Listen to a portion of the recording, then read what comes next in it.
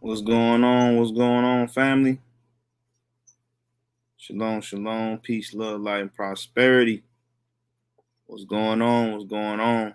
We're just giving a moment for everybody to hop on the live, so bear with us. Bear with us.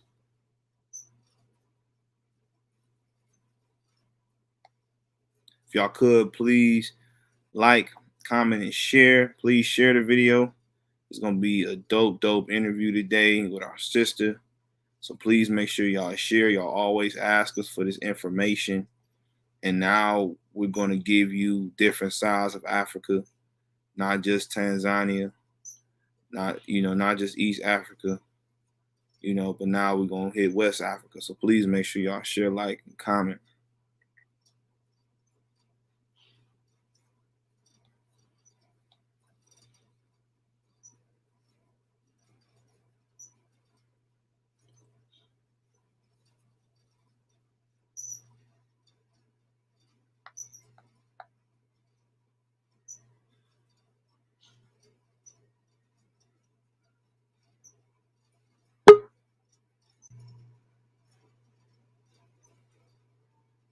Tune in, y'all. Make sure y'all share, like, and comment the video as we're about to go into a dope interview. Be sure to tune in, family.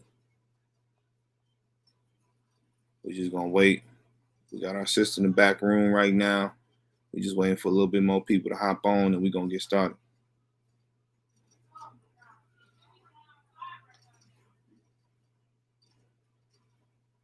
Tune in.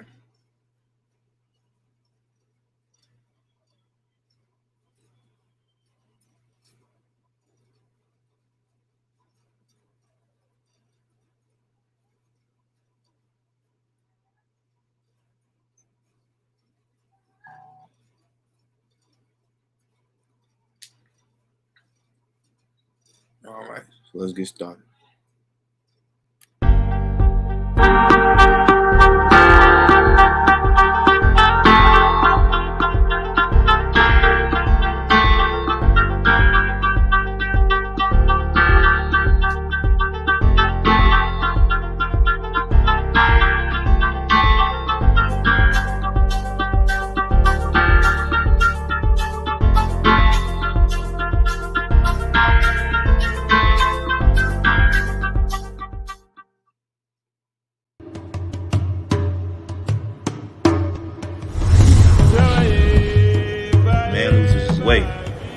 Look to nature to get back to a holistic path.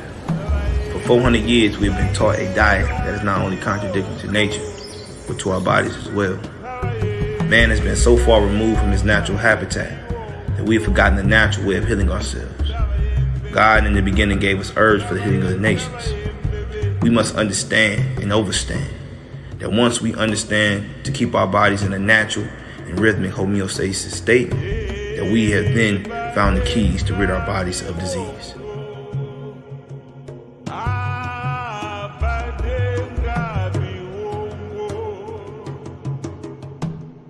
Cleanse the mind, and the body will follow. Peace, love, and light.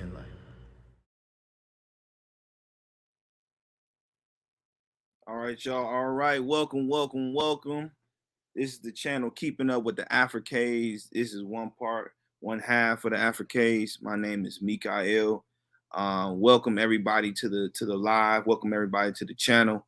Please make sure y'all click like and subscribe as we're about to go into a dope interview. Y'all seen who we had last time, traveling sister. She brought some heat all the way from East Africa, literally. And she answered a lot of questions.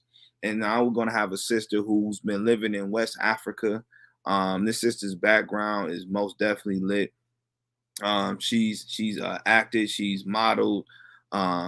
She's literally uprooted her whole life by herself to move to Ghana, specifically in West Africa, and she's living the real dream. You know how they say we got the American dream. She's living the diaspora African dream. Being able to do what she wants by the will of the Most High. By faith alone. So without further ado, I don't want to give too much detail on her because I know she's going to share her story as well. So without further ado, I would like to welcome my sister, Alita Yasharahla. Shalom, sis, you there?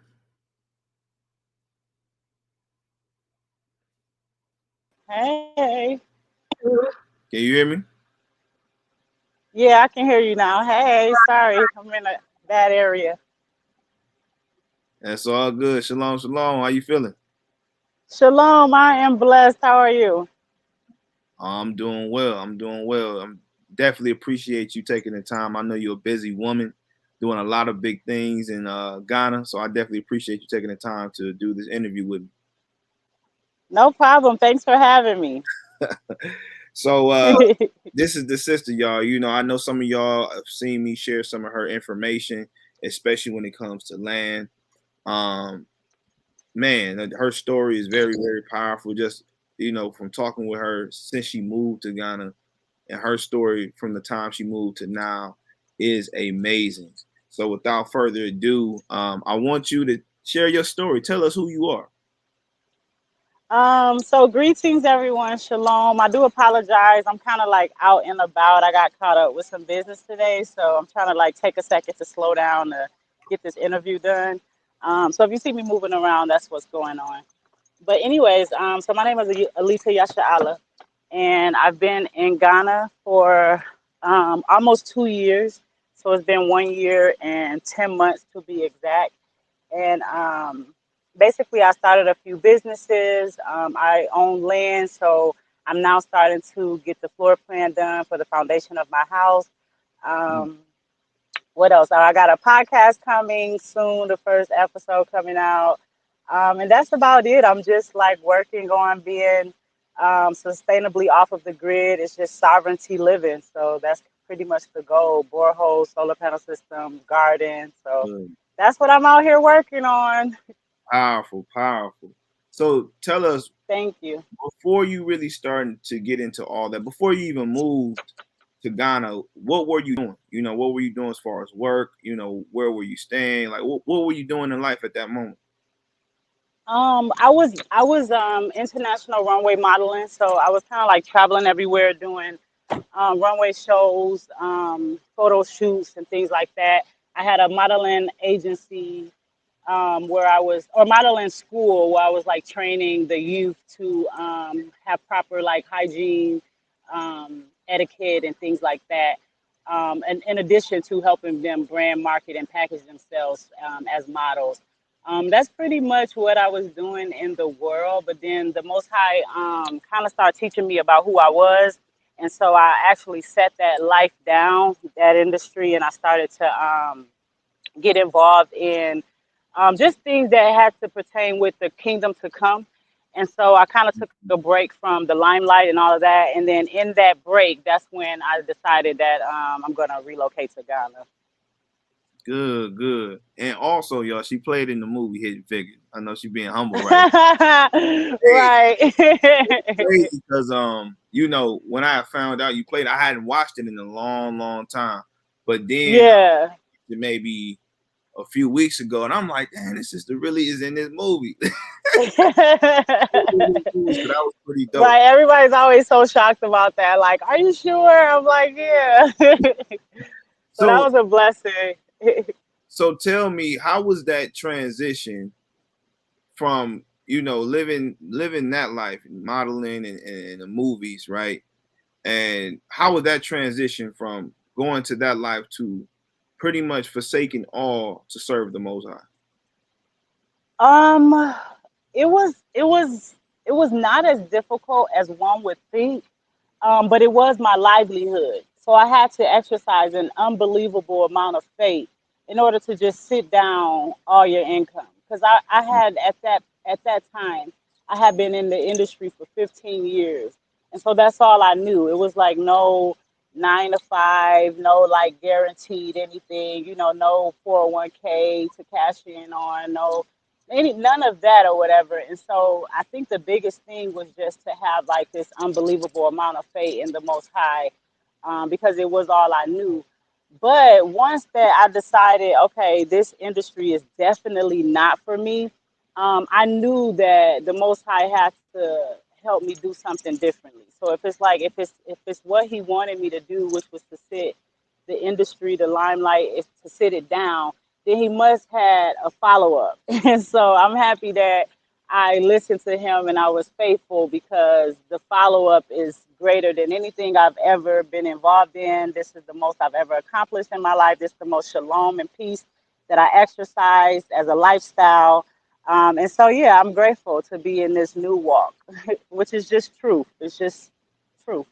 All praise, all praise. So with that being said, right? Because Ghana's my second home. We done had plenty of conversations with it. I know a lot of people there, community Yeah. there, and just the people in general is beautiful. They were very welcoming for me.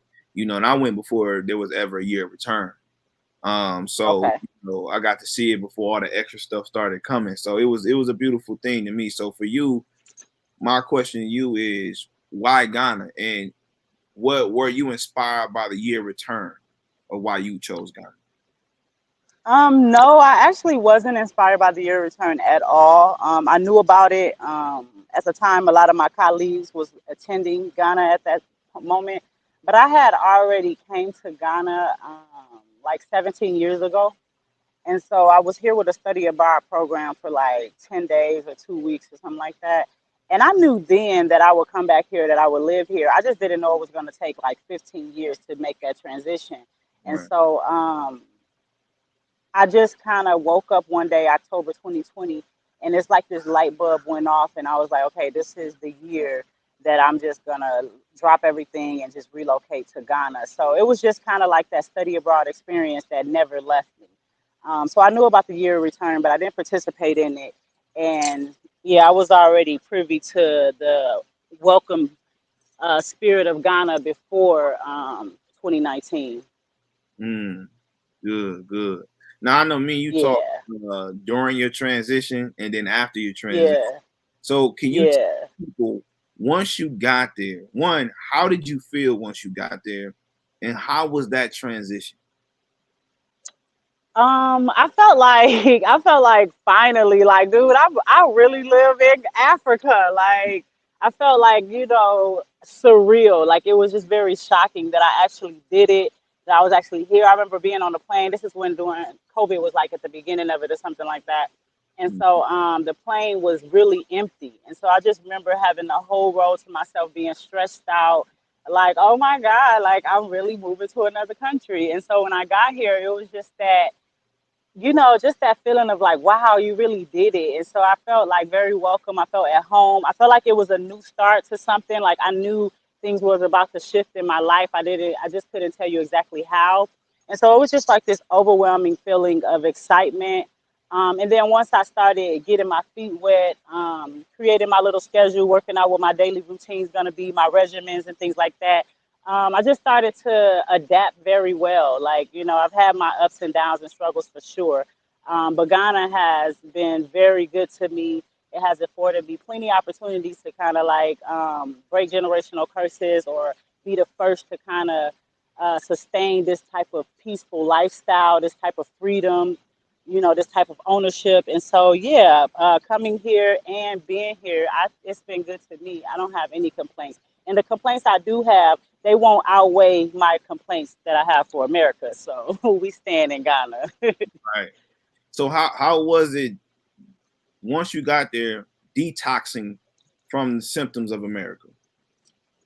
That's a very good question. It was very difficult. Like from having to switch your food intake, because what you learn is that a lot of the tastes that we're familiar with, they're not even a real taste. You come Right. here and get a real apple, it's totally different. You come and try, a real pineapple or real spinach, for example, it's very, very rich and potent. Whereas America foods has been like tampered with to the point where it's just all about the sale, the profit. And so they wanted to like taste the best and look the best. It doesn't necessarily have to be the best for you. And so that was the first thing, to just adjust to the different tastes of things I thought I already knew, like Right. fruits. And then another detoxing came in that I believe on this side of the equator, there's an adjustment of I will say the sun that needs to happen because Mm, I had broke out with my skin, and I'm thinking that I'm not a type of person who breaks out. So I just knew it was an adjustment that was happening or that needed to happen. And then in addition to that, the water is a little bit different here. In my opinion, I haven't had anything to prove this, but in my opinion, the water made my hair a little bit thinner. It made my nails a little bit thinner. And then again, my skin wasn't so receptive to it initially. yeah. But after adapting and kind of being on this side for 2 years, now I don't have those type of issues. I even had a period that I knew was a detox period because my feet kept swelling up and no one could tell me why. Only people could tell me that, yeah, they went through it too. Like, okay, me too, but nobody could say what was going on with me, even when I went to the hospital. And so what the spirit was telling me is that it was a detox from my head and it was leaving through my feet. And Mm-hmm. so everything was like kind of circulating down by my ankles or whatever before it would actually leave into all the toxins, or so I believe. So yeah, it was very difficult going through like 6 months of not being able to eat what you want, um, breaking out. I wouldn't say I was homesick, but because I don't really get homesick, but I was like, I was just going through a lot of detoxing things that I couldn't describe, like with my health. And that was within the like first 6 months. But after that, I just kind of adjusted, adapted, and now I don't have those type of issues. I eat what I want. I'm even getting my little weight that I did have back and things like that. So it's not fun, it's not nice, but it is necessary. And so I think that was able to like push me into the new life that I was about to live. Good. I'm glad you said that because us being in East Africa and Tanzania, that was a lot of Hmm. complaints we heard from other diaspora, the things that they had to go through, and they wasn't looking at it as a necessary thing that maybe this is a process to remove that thing which was really corrupting you in America. And Yeah, really, we've been there all our life. yeah. And Hmm. so, a lot of people get discouraged when they go through things like that. And I remember talking to you, you were saying like, man, this is difficult, and you Yeah. struggling with it, and you have times of just crying from what I remember, and Yeah, in the beginning, it was hard. and to see where you're at now is a testimony of it was just a detox. It was just a detox. Yeah. And here's the biggest thing: a spiritual detox. People don't understand, and I experienced like my first time going to Ghana. I don't know at what point what we crossed before getting there on the plane, but it was like something came up off me as soon as I hit a certain part of the water going to Africa.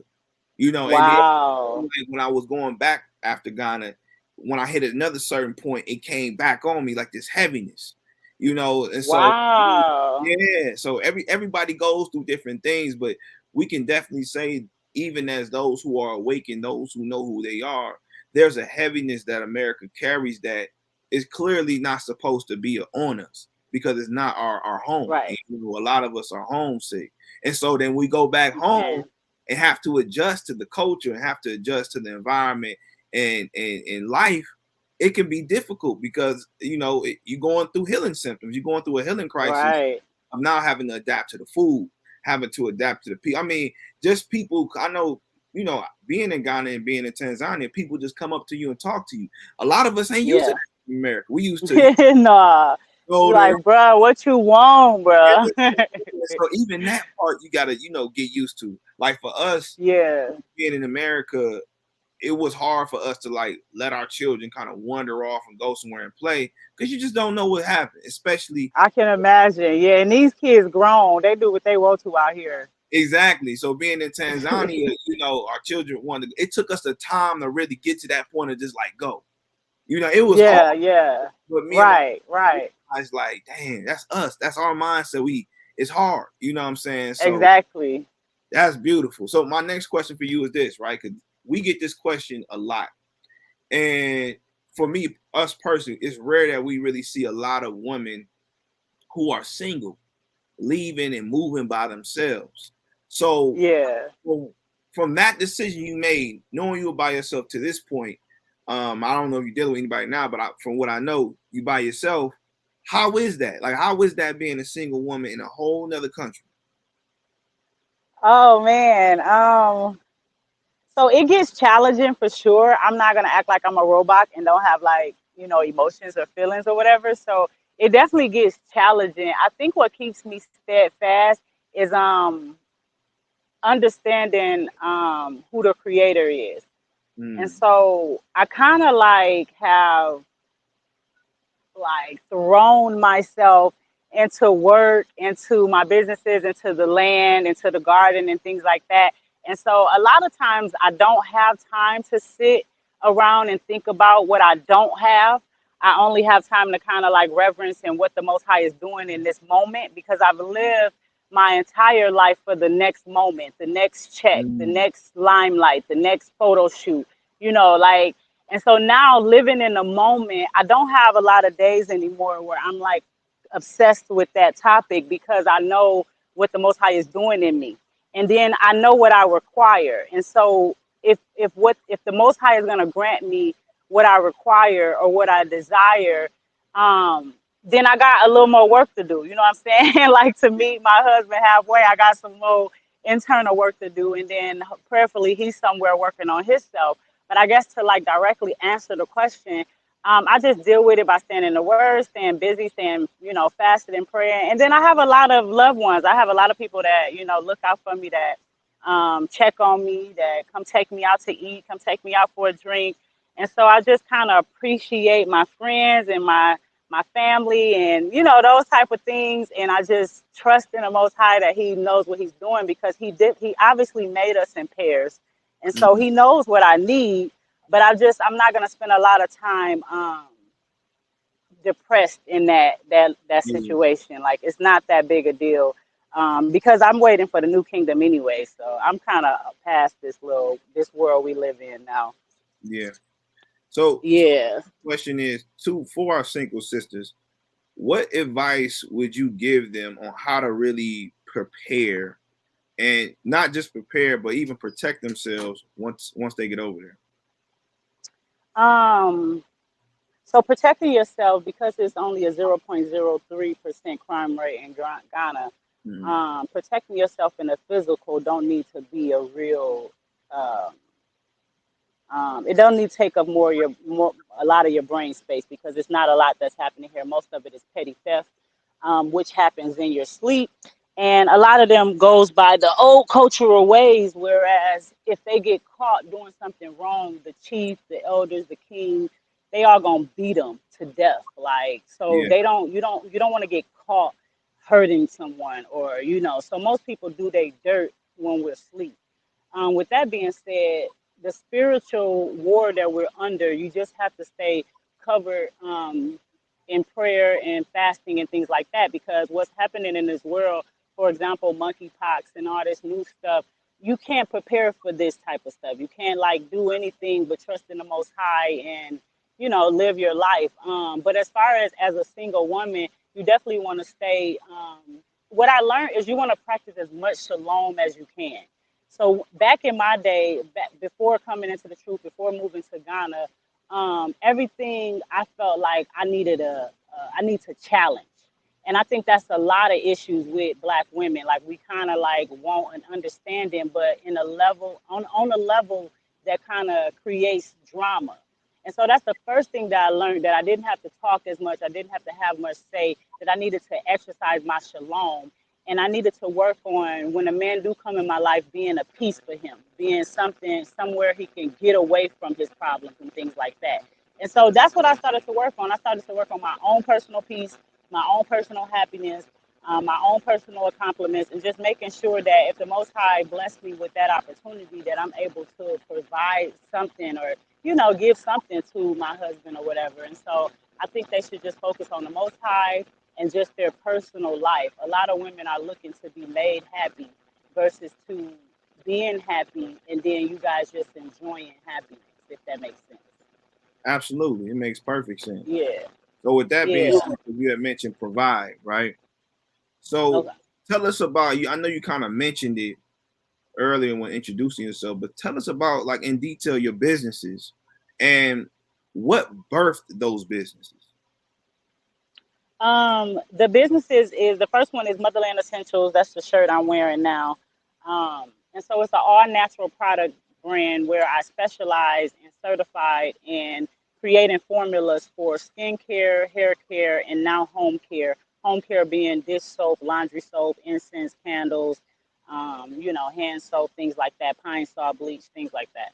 And so that came about because in the next 3 or 5 years, I have a plan for myself building on my land. And I've told this story a few times, but I started to realize that if I accomplished what the Most High had gave me the vision for, then I wouldn't have any overhead bills, debts, or loans in the next 3 to 5 years. And I said, well, what will I be paying for? And I said, well, I'm gonna still need deodorant, shampoo, conditioner, lip balm, soap, body bar soap, body wash, bleach. And so I said, well, I'm going to go to school and learn to make that stuff so I don't even have that as an overhead. Like, so whatever I use, I can now make.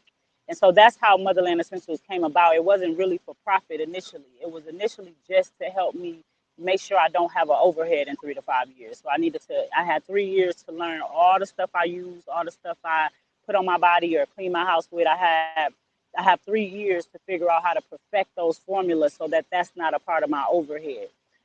Then, obviously, because I'm out here without an American income, you have to think about turning it into funds. And because I'm able to make the products at such a low price, being on this side of the world much affordable, then I can almost triple my money when I get ready to sell it to a market like America. So that was the Motherland Essential business. The other business is Ghana Consultations, in which I do video conversations with anyone who wants to pick my brain about relocating to Ghana, how you're going to sustain yourself or get around here, or if you want to buy land. And I let you know the process for me helping you to not only get the land, but to also develop the land. And so with the consultations, it come with just picking my brain. But if you decide to move forward with my agency, then we can help you get the land, build the fence, put the house up, the garden, the borehole, the solar panel system, everything you need, polytank structure, your garden, whatever it is. Ghana Consultations have developed in a way where we've created an extensive database of resources where we can help you do each individual thing, even all the way down to where you're going to stay while you're building. Or that's for me? Mm. Okay, what is it? How much? 4 or 5? Okay, thank you. Sorry. Even down to where you're gonna stay while you're building, how to get around, where to go get your hair washed at, things like that. I have an extensive database of resources to just make sure you don't have to go through some of the things that I went through trying to figure this out. Mm. Not knowing nobody, not knowing how to do anything down to like getting laundry soap. Like, where am I gonna go? So Right. instead of you having to go through those steps like I did, when you decide to move with my particular agency, then we're going to make sure, even down to your residency, visas, yellow fever shots, and citizenship, that you don't have to go crazy trying to figure all that out. Make it a little bit easier for my sister and brother after me. Got you. Real quick shout out to Elder Moray Noriyahu Ben Louis. He said she's handling her business most definitely. And I know Yes, all praises to the Most High. the elder is handling his business too. That's one. Yeah, he's in Ghana, ain't he? Yeah, that's one of the few men I know literally moved by faith and get what he got Yeah, done. So yeah, that elder is definitely an inspiration, man, for anybody who really wants to travel and you don't yeah, really do it. Talk to the elder. He'll tell you just move by your faith and the Most High make a way. So yeah. Him and his wife out here handling business too. absolutely, absolutely, I love them. I love them to death. So with that being said, can you tell us a little bit more in detail? Like if I say, all right, sis, I'm ready. I'm thinking about moving to Ghana and I'm ready to get some land. Tell me about the process. What do I have to do? So the first thing is to reach out to me and let you know you're interested so that I can directly give you the Cash App handle. The Cash App handle is Alita144K. Some people just literally Cash App me the money and then they reach out and say, hey, I sent the money, let me know the next step. Some people want to talk to me first before they send the money. So however you want to handle that part, the first step is to Cash App $50 to for me to get you scheduled. Once we decide on a day and time that works for the both of us, Then basically we're going to undergo a consultation in which I will tell the price of everything, the process of buying the land, and um, the actual resources that I can offer you to help you develop the land. So it's very simple. It's not really that stressful. The most stressful part is for me to like drill into the diaspora's head that this is a patient process. Like you can't rush the king. Ain't no police over him. Ain't no president you can call. Like the king here is the king. He's over the president call him. And so if the king decide I'm not coming to town today, I don't feel like doing it today, then guess what? That's what it is. It ain't nothing you can do. The king is the king for a reason. And so sometimes it take them 2 weeks to sign off on the paperwork. Sometimes it take them 2 months. So with the consultation, I'm able to express the importance of having patience because it's nothing I can do once I deposit the money. We're just waiting on your paperwork. So basically, you'll get a plot certificate, or they can call it an allocation paper, and then you'll get your indenture, which America calls your deed. And so, with the first piece of paperwork, we can start building and developing your vision from there.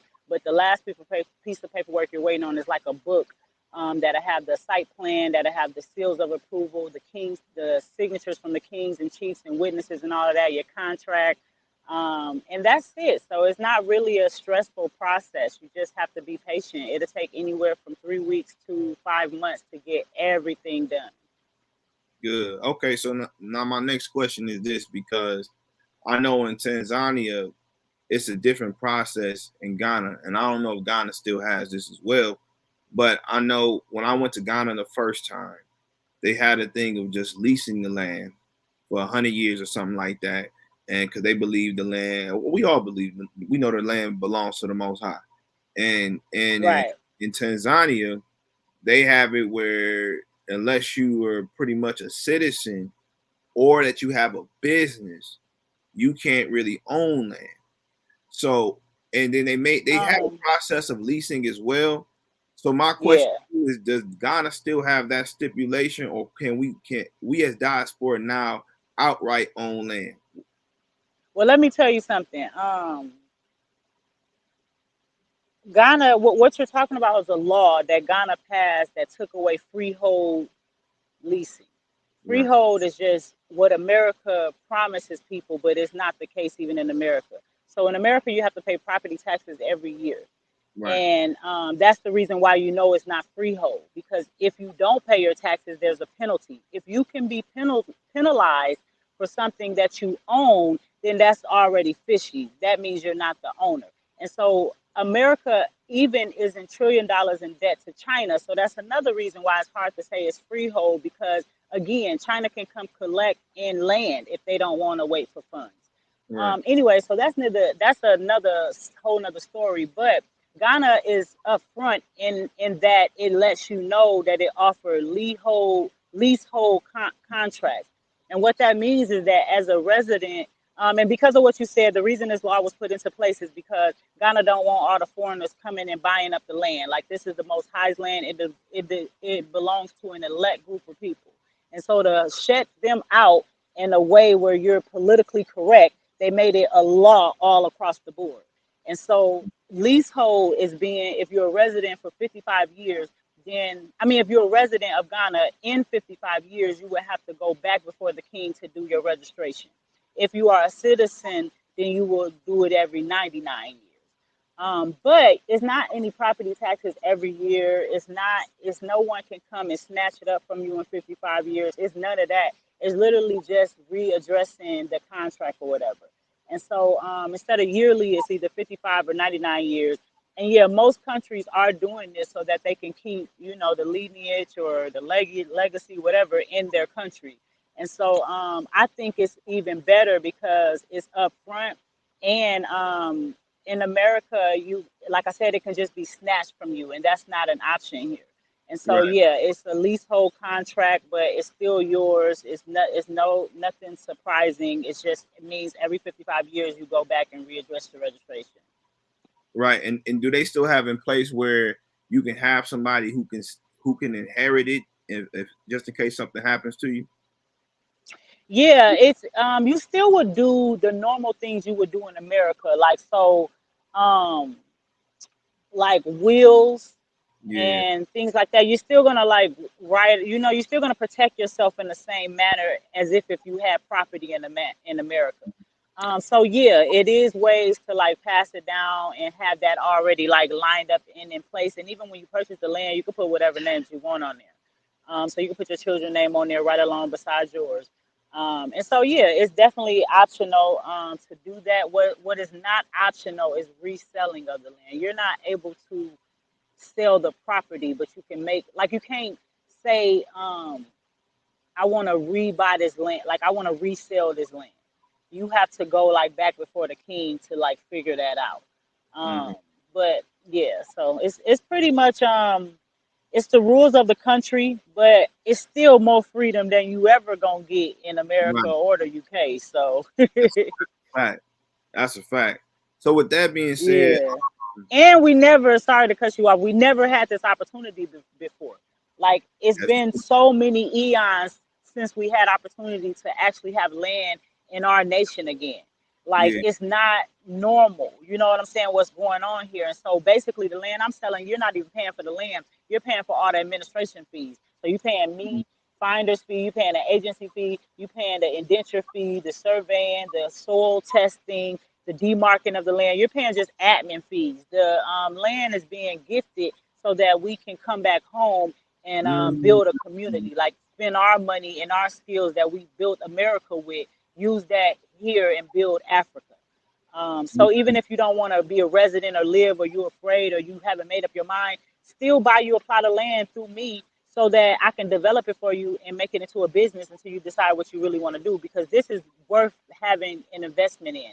In the next Right. 10 years, this is going to be a legendary project where the world is going to talk about how a group of diasporas came back to the continent and built a community, because we've never done it before. We can't even get through a conversation without a disagreement, let alone put a tree there, a street light there, a road there, a restaurant over there, a house there. Like this is amazing what we're doing here. So definitely invest in it, even if you don't want to live here yet. So that actually ushers in my next question, right? Because I know brothers and sisters in South Africa, East Africa, North Africa, and West Africa, right? And one of the Yeah, common things that I see when talking to different diaspora across Africa is the the lack of unification in the diaspora community alone. And so my question to you, because from what I see, I do see a lot of community work in Ghana, whether that be from what you show us or whether that be our brother Zai show us, the elder, I start following him that you go to. You yeah, Rabbi. Yeah, you see different things going on in Ghana. My brother Zoriel, who's over there as well. So my question to you is, since you're on the ground, how is the diaspora community over there? It's growing. It definitely is growing. It's more people than what you would expect have been woken up and that have adhered to this call to come to the continent. And I think this is the most unified I've ever been with strangers. Because in America, it's like you got your colleagues, your high school people, you got sorority and fraternity people. It's like different little bitty groups that help you like mingle with strangers and get to know them on like a better level. College, things like that, church. And so here was the first time I came somewhere by myself and saw a bunch of like-minded people. Like that was the first thing, is that all these people decided to drop everything and move to Ghana. So that's the Mm, first thing that brings us together. And then we have Craig, which is the Central Region Ascendants, African American Ascendants of Ghana. And so that's an organization created with the diaspora community in mind, so that when you can come here, it can be that primary vehicle that helps you mm, to maneuver and to really adapt in this continent, in this country. And so I think that we got a long way to go for sure, but this is the most unified I ever been amongst my people, that wasn't actually blood. And so right. everybody here is trying to do something. Everybody I'm around is landowners. Everybody I'm around are entrepreneurs. There's no one here that works a 9 to 5. There's no one here that clocks in for another person's vision. Like everybody I'm around, from the elders to the young people to the actual Ghanaians, they are landowners and entrepreneurs. And so, yeah, I think that's kind of just the spirit you get here. Like you gotta figure it out in a way that allows you to like eventually be successful if you stick with it. So yeah, I think we're unified. I think we got a lot going on. Another thing I like about here that I haven't seen in our community in America is that if you open a restaurant or if you write a book, everybody gonna buy it. Like all the diasporas here is gonna buy your book, or they're gonna come to your restaurant on the grand opening. And I've seen that. I've been here almost 2 years. I've seen that over and over. People have started book clubs and restaurants or pizza huts and everything. And you have, and everybody you run here, if you ask them, hey, have you bought products from Alita, or have you heard about this guy that wrote that book? They'll be like, yeah, I own it. Like everybody here supports everyone, and it might be because the community is a little bit smaller than what a group would be like in America. But that's something I never seen here, is that when you do something, we all support it. Like we all come and show you love. Ooh, I gotta give a round of applause for that. That's powerful. Yeah, yeah, it's really different because you got, especially on the opening, because you got a nice little check your first day putting out there what you're doing, because everybody just like want to see you win, initially or whatever. And so yeah, it's beautiful. That's good. That's very, very good to hear. Being in Tanzania, it is growing, but because with Ghana, right, that's been a wave for like the last 4 years, 4 or 5. Yeah, So even when it comes to the diaspora community, it's more developed because you see more people coming back. And even before 5 years, you had a lot of diaspora coming back that you really didn't know. yeah.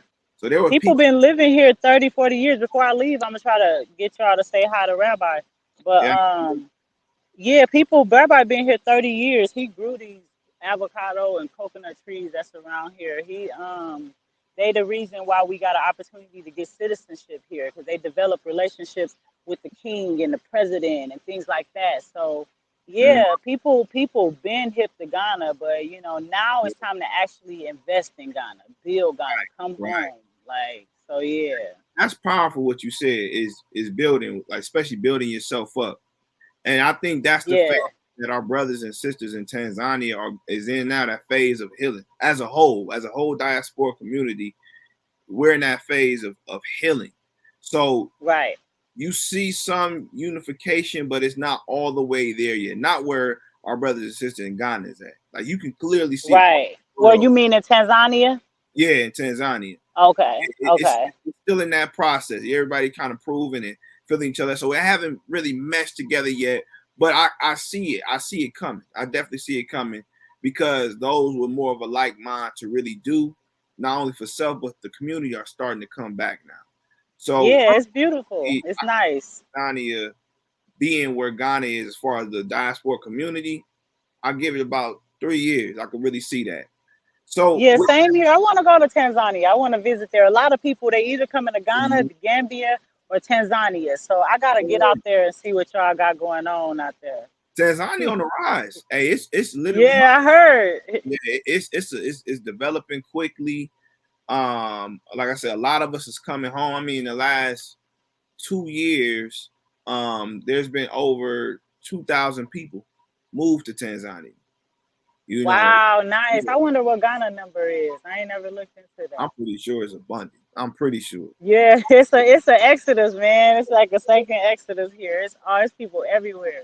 And it's crazy because it seemed like the Most High is planting pillars in Tanzania. I mean, not Tanzania, but Africa. Like you got Yeah, just period. hub is Ghana. In East Africa, the Mhm. hub is Tanzania. Then you got Freetown in South Africa, and then you got people Yeah. different parts. Even people going home to Israel, right? Northeast Yeah, Africa. I know a few people in Rwanda and Kenya too. So yeah. Exactly. So it seems like he's setting us up in these corners to come back home. So with that, Yeah, can, big can. how is the Israelite community there? Um, it's cool, like we got the temple in the back where I'm at right here, so we go study scripture on Saturdays with the rabbi teaching us, and Then you have like high holy days. What I like is that it's a few little community. Like you got this group of Israelites, you got this little group of Israelites. You know, we got little groups. But what I like about it is that if the leader of this particular group if he put out in advance that he is going to do a special Passover, then all the other little groups will just come to this Passover. Ooh, And okay. so, or like, hey, how you doing? Or like, Shabbat, our service started like 10:30 a.m. But if a lot of us feel okay that day, we will go to the other groups Shabbat service that don't start till like 4. They do theirs a little later. Like they literally prepare for the sun to come down. So they do theirs right leading into the sun coming down. Mm-hmm. And so I like that because in America I didn't see it like that. I'm a part of GOCC, and so I feel like GOCC is really unified and open minded. But I saw a lot of groups where it was like almost like a game.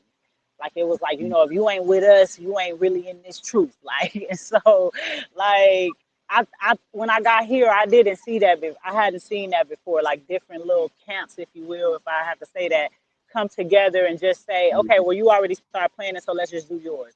Or, where you got more people that know about yours, so we're gonna just bring our people to this one. And so it's just like unity. It really is beautiful to see too. Putting that pride aside. That's powerful. Yeah, like come on, we here to just worship. Like, what's the Yeah. problem? But So our people, man. so is there any, I know you mentioned yours, but are there any projects amongst the diaspora uh going on right now as far as when it comes to like really gathering the people and bringing something together for the people? Um, a lot of different people doing individual projects. So yeah, it's a lot of things coming up.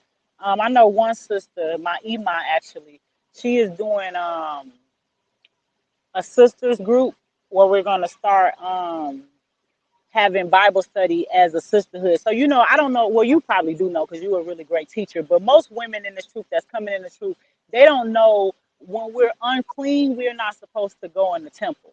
We're not supposed to mingle amongst our peers or whatever. And so that's one of the things we're gonna talk about in our sisterhood group, like just how we should like carry ourselves, like when it comes to like modesty, when it comes to dating, what the scriptures say about that. And so that's one really good thing I'm excited about is that this like the sisterhood meetup that we're gonna do once a month. Um, Everybody got something going on. You got, Jerk Soul in the crowd, that's with Telly or Yeah. Big Judah. Um, Everybody got something. We got the organic market we do every Friday. So most of the diaspora community, we all buy our fruits, vegetables, greens, beans, rice from like this one area, which is something new for us too, because we usually give the money out of our community versus keeping it Right. in. So yeah, it's a lot of that. Everybody got here got a role to play. You got people working on their land, opening up barber shops. You got Marvin opening up a clinic right in front of my land. Um, I know yeah, Azar got everybody his got something project going going on on here. too, right? Azar, Who? Azar, he got his project Oh going yeah, Zod, he got a whole 3-story situation going on in which he just finished like the first roofing of the first story or something like that. And he like actually gonna have like a museum, like a on. center, like a library. Like he got a lot going on. So yeah, collectively I see what's happening. You know what I'm trying to say? Everybody got a role to play, and it's nothing different than what we did with other countries. We've built Yeah, everything here. And so in absolutely. America, we got a certain skill set, we got a certain passion and desire. So you just go where your desire and your skill set and passion where it flourishes. And then you got 100,000 people that's doing that same thing. And now we've built Africa. Right. We've done what we do all the time, which is advance everyone else. Only this time we will actually benefit and we will reign. So it will be different. Got you. So how do Yeah. the locals treat you? You got different ones. You got some that's, what I'm saying, just treat you like you rich, like like you just got all the money in the world. They don't understand your struggles at all. They don't relate or have any empathy for you. Um, but then you got those that are just really, for the most part, the Ghanaians are really humble, and really nice, even to their own detriment. Like. And so I think they're really good at just making you feel good. You know, they really good at like complimenting you and stuff. Yeah, so I just think overall they're good people, and so it's good to be amongst them because, like I said in other interviews, it makes you challenge yourself, your own kindness, your own patience and tolerance, and things like that. But the overpricing can be overwhelming. And then yeah, I don't relate to them in the sense of I could sit down and have a full in-depth conversation, if you will. Like it's kind of that language barrier that kind of make it be like, okay, like, or you be constantly like, do you understand me? Like, so yeah, but they cool though. They're a good group of people. And they work hard, and we're gonna come together and bridge that gap because they got something to offer us, and we Yeah. got stuff to offer them too. So how was that been learning the language? Have you caught on to it? I mean, let me see. I got my greetings, so I can say "Mema Wajo" or "Mema Waha" or "Mema Wachi," which is Uh-huh. like good afternoon, good night, good morning. Um, you got like Opome, asking how are you, so I can Mhm. answer that Mehoye. Like so, I know like my greetings, um, but it's difficult. It is because Ghanaians will have one word that mean 100 things for one thing, Right. and then they will have a word that could be that can be interchangeable. Like it can mean it's just it's so different. So to me, it has been difficult even in that I set it down. Like I just was like, I'm not doing no more. Like I'm gonna pick it back up, but I got discouraged. Like forget it. But It kind yeah, so it's hard, but they help you too. Every other word they be correcting you and they be like, of challenging you. So they want you to speak the language too. yeah, I mean, it got a beautiful language, like Tanzania got Kiswahili, and it's crazy because it's Oh, nice. very related to Hebrew. If you like know the dialect and the sounds and different things like that. So I actually enjoy learning different languages, especially Twi and Kiswahili. Right. No, yeah, it's beautiful. They got Fonte and Tweet. And so what I learned is Mm, the Fonte people know Fonte and Tweet. It don't seem like the Tweet people know Fonte. And mm, they are okay. both similar too. So I'm still trying to understand that dynamic. But yeah, it's beautiful. I will know Hebrew and Fonte before it's all done. That's my That's goal. right. That's right. So tell us if you can name something that Ghana could improve on, what would that be? Infrastructure. I believe they can do a better job on like the sewage system or um, just kind of like sanitation level cleanliness. Yeah, I yeah, think they can stand to learn from us in that manner because with certain things we don't play about, like yeah. coughing over food, reaching over your plate, throwing your trash on the ground when you're done. Like it's a lot of things that they're just not. I just don't even think they recognize. And so they can do a better job with cleanliness as far as, in America, we got trash cans on the corner. We recycle, you know what I'm saying, there. And so here they don't do any of that. And, you just go pee wherever you go, do number two wherever. It's like normal. You just be like whipping it out. You just look around and you can just see people peeing everywhere. Like it's like everybody just whip it out. Women too. And I think so that's I think the thing right there. yeah, I think that's just a Ghana thing, the barefoot thing. But yeah, infrastructure, sanitation, and definitely just being more organized. I think they lack a little order. Um, and Mhm. so that's what I mean as far as what we can bring to this country and what we offer. But then again, they teach us how to live more modest. They teach us how to Right. make a fire with no lighter and pitch a tent with no nails. Like, you know what I'm trying to say? Like Yeah. they can eat food from all these trees because they know what every single leaf is. Right. Like they know how to protect themselves because they know that this particular berry is a poison. You know what I mean? So like we don't know those type of things, but those are survivor tactics that they can definitely teach us, and then we can teach them how to definitely stay afloat. Triple their money. Critical thinking. Hmm. Yeah. So next question, because you know, being in America, we always hear this negative thing about Africa, and you know, they bush people and they crazy, et cetera, et cetera, et cetera. So my question to you is this: what are some things that you heard about Ghana that was negative, but then later found out once you got there it wasn't true? That there was a famine of food. Really? That Yeah, like you know, they taught us that it was nothing, no food here. You know, for a Mm, dollar a day, you can help this pot belly baby eat. And you yeah, know, so from growing up as a little kid seeing these things, that's the first thing you're gonna think, that Africa don't got no food. But let me tell you, it's plenty food. I'm sitting under coconut trees right now. Like it's plenty food here. They will never be hungry. right, Never. So that's the first thing, that was one of the biggest ones though. Like it's these people grow and farm all day. That's all they got is food. right, Um, Another thing was like some of the pleasant things that we like, some of the familiar comforts that we have in America, you wouldn't think you can get here. Like a flat screen TV, um, you know, different things that us American superficial materialistic people think care about. And mm, so I got a regular bed, you know what I'm saying? They think I'm on straws and right, or telling me that it wasn't, you know, I'm sleeping on bamboo or something like that. My bed is actually made out of bamboo though, my frame.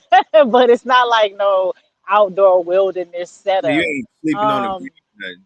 Nothing. yeah, I'm not sleeping outside and stuff, you know. And then the other thing was lions, tigers, bears, that type of thing. Like, you know, there's no lions in all of Ghana. This entire country do not have a lion, like have lions. And so that was another thing, that it was just all this wild life. Like, you know, be careful, girl. Like, no, you need to be careful in America. Like, Right, absolutely. but yeah, so those are some of the things that was totally wrong and totally off. This is not a poor country at all. Right, because that's what we was told. Because you know, before we went to Tanzania, I never heard nothing about Tanzania, didn't look into it or nothing. And we hear people say, Right. "Oh, it's a third world country, they're struggling, et cetera, et cetera." But these people are Yeah. happy, they at peace. They get Yeah. the lush of the earth. You know what I'm saying? And they got actual construct. They just built a whole big bridge in Tanzania. I mean, beautiful bridge. Nice. So Yeah. And that they entrepreneurs. They own themselves. Most of was, these people don't got debt and loans. They no credit system here. So if they driving a car, they pay for that car. They pay yeah, cash. If they got a house, they normally 9 times out of 10 they own that land. right. Like, and so these people are rich. Even in Ghana, they're mining gold here. Like I just went to my land to do a tour, and I passed a group of people cleaning gold, real gold. Like they only can drill and dig a certain depth before they start messing up the soil and messing up the land. So the king gave them approval for a certain level to go deep down in the soil to get it. But even just the level he approved, dude, they're bringing up gold, like gold. It's like real. And so I couldn't believe it. I'm like, is that gold? And then they put it through this machine, like to clean it and, you know, purify it or something. And I'm just like, wow. So yeah, They they didn't ain't want us coming Gold home. Coast for no reason. Yes, it's literally called the Gold Coast, like for real. And that's why the water is bad, because it's always somebody like trying to, you know, get the gold. And so it's Yeah. minerals and stuff in the water, you know, it's been tampered with or whatever. And so I'm good on that too though, because I'm when I get to a certain process in my land, I'm building a borehole. So I'm gonna have pure water straight 350 feet in the ground. Mm. So And from yeah. what I remember, Ghana actually has cars they manufacture themselves, right? Yeah, yep. Ghana has his own car. Yep, sure does. They don't tell you that in America. They ain't gonna tell you that. Ghana got its own brand of everything. Like whatever it is, Ghana has made a brand for it. Like this is a up and coming popular country. Like they're gonna be talking about a lot that's going on here. They're already doing it in Accra, but Accra is more like trying to emulate, like copy America. And Yeah, so that yeah, ain't what we trying to fight for. Like, nah, we fighting for sustainable living, for citizenship, for sovereignty. And right. so we ain't trying to be like America. Like we trying to build what we did in America, but we not taking that spirit. We letting them keep Right. the spirit, the corruption, and we're gonna take our skill set, you know, our manpower, and we're gonna do that same thing here in Africa. No different than what we did in Egypt Mm. and America. So yeah. So what's your favorite location in Ghana and why? Elmina. This I is love. Elmina. This is where I'm at now. Yeah, it's by the water. Let me see if I can show y'all. It's by the water. It's quiet. It's clean, cleaner than other parts of this area, which would be like Cape Coast.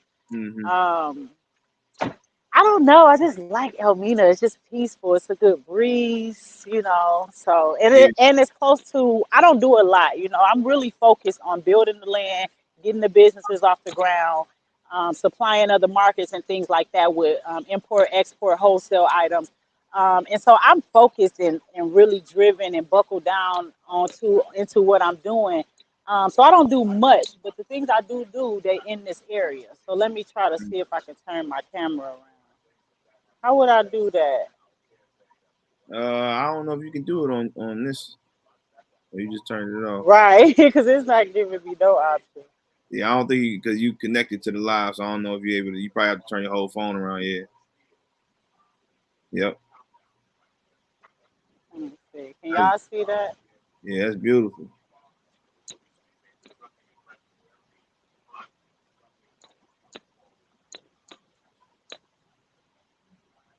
So I'm trying to show y'all. Hopefully, I don't lose my signal. You see this? This is everyday view. Mm-hmm. So if y'all watching this, y'all see how beautiful our continent is. Y'all see what? Yeah, it's like a postcard. Yeah. I like to say I'm postcard living. Right.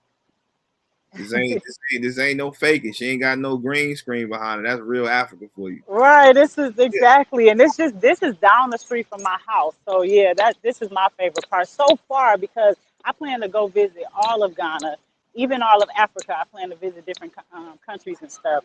Yeah. But as far as the area that I've been in, I'm picking Elmina.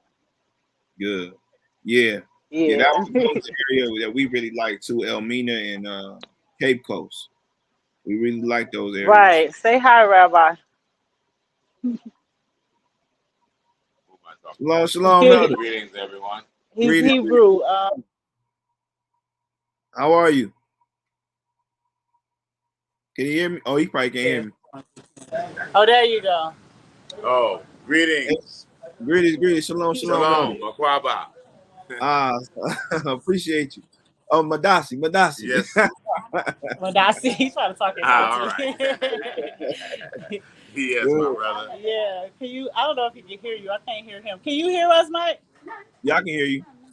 Oh, okay. Okay. Yeah, I can we hear have you. brought you up, Rabbi. So I said I'd get you to say hi. Oh, okay. Once again, shalom. My brother, Akwaba. Great to Madasi. have this little shout out to you. Shout And out to you. I'm one gonna of come my check you favorite out people soon. here. So good to reach out to you, and I hope to speak with you again soon. Absolutely. I'm gonna come see you. Yes. Good. Let me put my headphones in. But yeah, I'm picking Elmina as far as answering that question. Got you.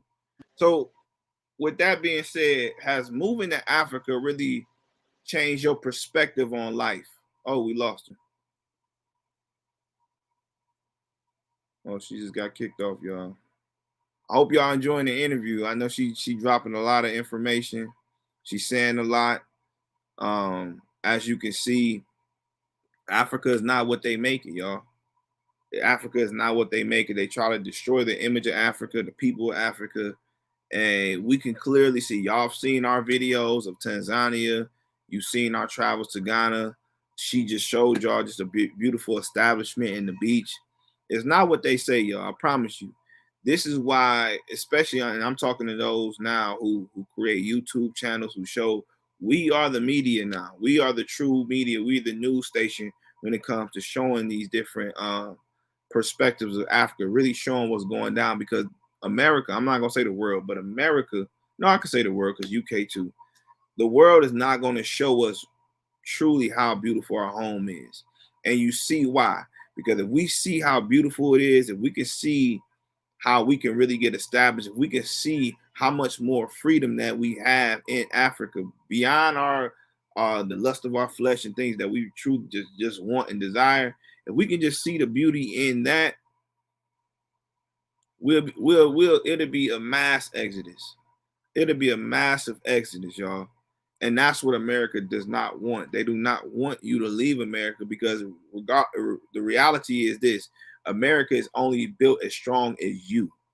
So the more you keep buying into it, the more you keep blood, sweat, and tears into America, the more you keep believing in the system, the longer America is going to stand. But as soon as you take the yoke off, the sooner you take the illusion off, as soon as you wake up and see it and see America for what it really is, game is over. And that's what they don't want. They want you to buy into the education. They want you to buy into the job structure. They want you to buy into the government. They want you to buy into the society itself, knowing that the society is not built for you to thrive. It's built for you to survive, but it's not built for you to thrive as a people. And we can't sit here and use just certain small percentage of us and say, look, what they made it. Well, every time you want to make it in America, there has to be a compromise in some way, shape, or form. You go to a certain job, you're not allowed to wear your locks. Women not allowed to wear their hair out. They got to have a certain way, brother. A lot of times brothers can't wear their beard. You have to compromise. You want to make it into the music industry, you got to do all these different weird rituals and all these different type of things. But in Africa, you can be you fully and thrive. If you want to be Hebrew, you can be Hebrew. If you want to Kemet and all that, you can do all that and be free of who you want to be. Nobody's going to judge you for that, because that is what Africa breeds, is life. It breeds self-identity. It breeds personality. It breeds who you're supposed to be. It's not there to compromise you. It's not there to do any of that. It's there for you to be who you are called to be, family. So I hope y'all are enjoying this interview. I hope y'all are taking notes, because we're going to be bringing more and more and more interviews like this. We're going to let y'all know what really Africa is about. There's people on this feed right now who's in Africa right now. You got Moray Noriyahu Ben Louis. He's been traveled to different parts of Africa. You know what I'm saying? Different parts. And he could tell you. You got other people on here from Tanzania. You got people from others from Ghana on here. So you got people. We are the news, y'all. Don't think that this is a facade. Don't think that this is fake. Don't think that we're just making these things up. These are real people telling you real testimonies. These are real people telling you real testimonies. And I know the fear factor. You were born in America. You were groomed in America. You were programmed in America. You got your so-called identity in America. It's a lot of things attached to America. But a lot of that is an illusion. A lot of it is not real. And the sooner you realize that, the sooner you'll realize that you are in a construct that's keeping you a prisoner and keeping you in bondage. You know what I'm saying? So we got to wake up for that, y'all. We really do. I'm just waiting for the sister to get back on. I had a few more questions for her. If y'all enjoying the interview, if y'all enjoying the questions and the answers, leave a comment. If you're enjoying the interview and you're enjoying the questions and the answers, leave a comment, y'all. We just waiting for her to get back on.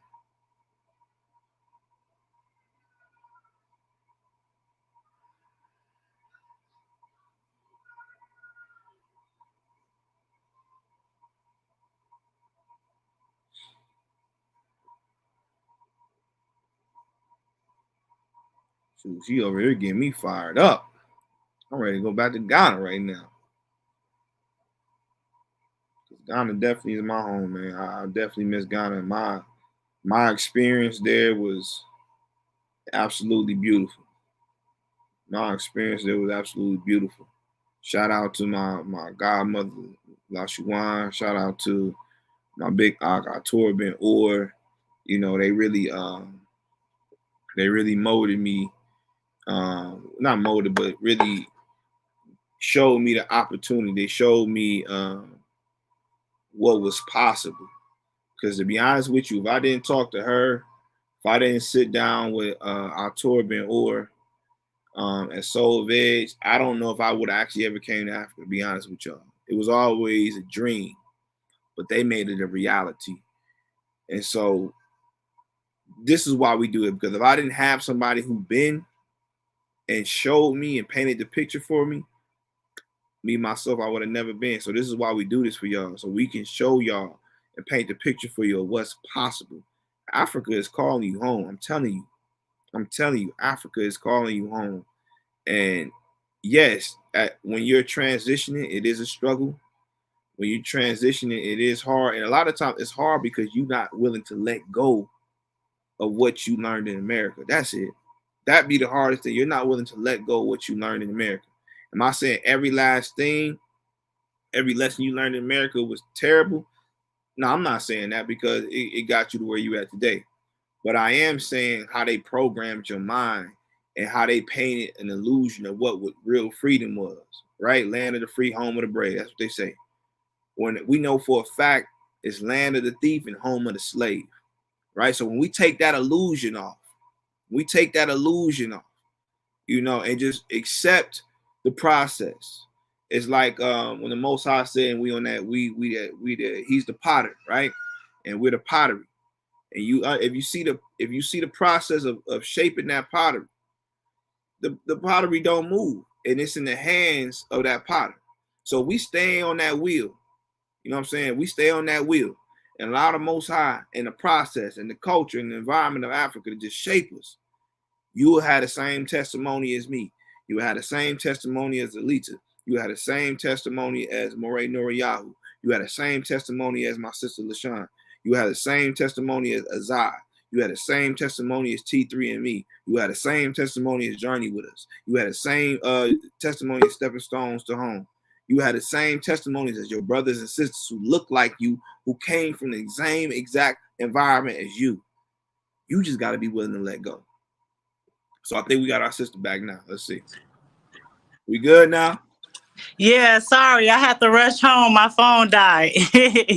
All good. It's all good. I was over here hyping them up for you, you know, getting them riled up. You feel me? That's what's up. So let's get back to, I ain't got too many more questions for you. But okay, no problem. So my next question is this, right? Has moving to Africa changed your perspective of life? And if so, why? Yes, it has changed my perspective of life drastically, in that I never knew freedom. I never knew proper shalom. And so it's impossible to your battery is running low. Please plug in the power adapter now. Is that me? That's me. Oh, okay. Sorry. I don't think it's possible to have true ownership, freedom, or shalom in America. Like, if you're always gotta obsess with, you know, the first of the month coming, I gotta give $1,200, or, you know, the lights got about to be off, let me do this, or, you know, the food's running out, the store's running out of food, and I need to go stock up, and my kids gotta get back. It's like, it's too much that they have bombarded us with, too many distractions to actually understand what real shalom is. And even when I talk to people about being sustainably off of the grid, they're thinking like living in the woods with no food, and I'm like, it just means no overhead. It just means I'm not on the government system of having to adapt or live. And so yeah, I think it's changed my entire perspective, in that I now understand what ownership really means. I feel like I'm living like the white people been living all my life. Like, they just free. Yeah, so my feet up a little bit. I'm retired at 36. You know, they tell you in America, I think it's 65 now, 67 now is a retirement age. Like, here, nah, we not on that system. So yeah, I'm woke to the point where I know what I can do here. I don't need their approval. I don't need their respect. I don't need their financing. I don't need any of that. Like, I'm literally God. Like, I literally own myself. Like, other than the reverence I give to the Most High, whatever I want, I can literally have it. And that's the life they've been living forever. That hit different when the scriptures say, "I've said ye are gods," huh? Yeah, exactly, man. Then it also hit different when you understand the perspective change. Also, when you realize that the Most High gave us plenty, like He gave us these fruits, the leaves, the branch, the root. Like He gave us everything we needed. Even water is free from the sky and from the ground. Right. Dandelion. They taught us growing up that it was a weed. You know what Mhm. I'm saying? But really it cures everything. Right. It's just amazing. Right. And so yeah, that's another perspective you learn that wow, they took water and put a price on it. The Most High gave us it free. Even it's illegal to drill boreholes and to collect rainwater in some places in America. Mm. A lot of them. But so yeah, the perspective definitely changed. We're not living in America. That's not called living. That's called surviving. Mm. So you was hitting on perspective, right? You was hitting on a lot of different things. Like you felt you starting to feel like that God that the Most High called you to be. So with that Yeah. being said, right? Because I know this happened for me, so I want to see if it happened for you. Being in Africa, has it expanded your understanding of the Bible now that you're in more of a cultural setting that our ancestors has come from? Yeah, I think it has because I can now relate most scriptures to current events. I Ooh. can say, "Oh, that's Wall Street. Oh, that's the the Holocaust, or oh, that's Mm. when we like." I could start to see like even what you and I, your family, me, and all of us that's out here that's moving to Africa or understand that's what happened in Africa. Even all of us, like we, how can I say it? We're being prepared for I think a new kingdom. And so even with us building and caring about gardening now, and we be talking about the proper foods to intake and things like that, like this is all scripture, like to get back to our lands, to get back to the farms, to get back to the fruits of, growing fruits on your trees and things like that. And so, yeah, I'm starting to like understand the life He intended for us.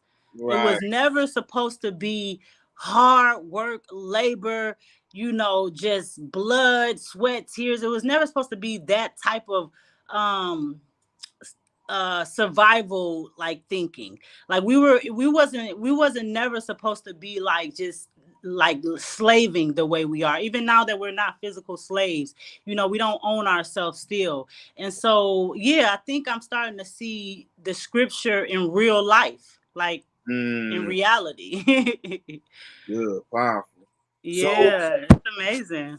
you mentioned, right, seeing it from the Holocaust perspective. So what was your experience walking through the slave coast, the castles? Man, it was surreal, you know what I'm saying? When you hear the guide or the instructor tell you that these are the same doors, the same bricks and walls that was in they were the same ones that was in place when our ancestors were there, like their blood um stain is still there. The only thing they've done is put a little paint over it.